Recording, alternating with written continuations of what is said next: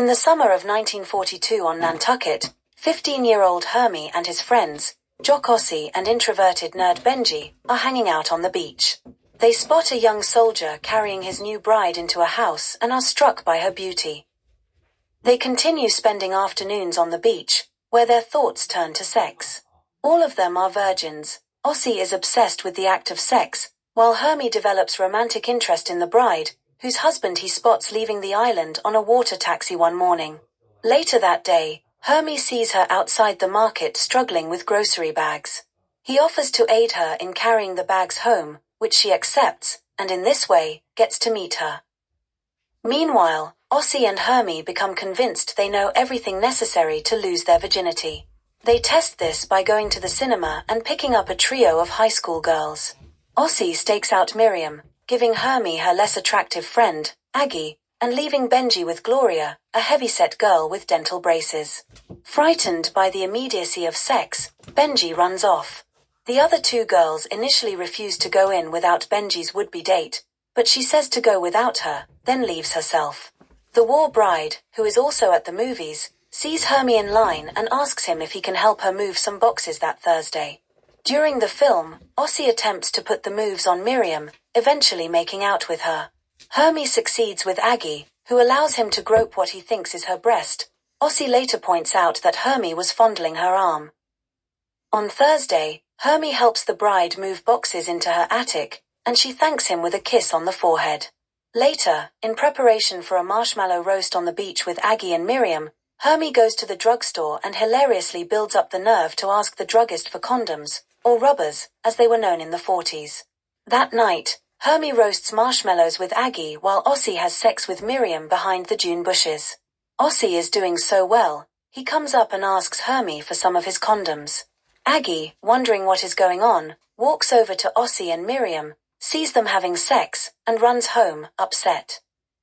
The next day, Hermie comes across the bride sitting outside her house, writing to her husband.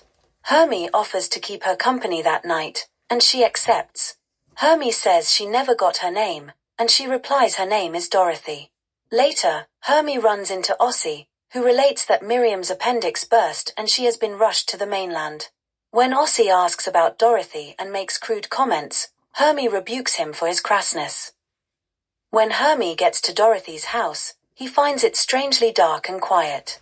He sees a bottle of whiskey, several cigarette butts in an ashtray, a record player spinning at the end of a record, and a telegram on the table. Dorothy's husband is dead, his plane shot down over France. Dorothy comes out of her bedroom with tears on her face, says hello, and I don't look very good, do I? Hermie replies with, I think you do. Dorothy then walks into the kitchen and begins washing dishes. Hermie says to her, I'm sorry. Dorothy stops what she's doing, turns to face Hermie, turns on the record player, and invites him to dance with her. They dance, both with tears on their faces. They kiss and embrace, then move to the bedroom where she draws him into bed and gently makes love with him. Afterward, Dorothy withdraws to the porch. Hermie approaches her, and she says, Good night, Hermie.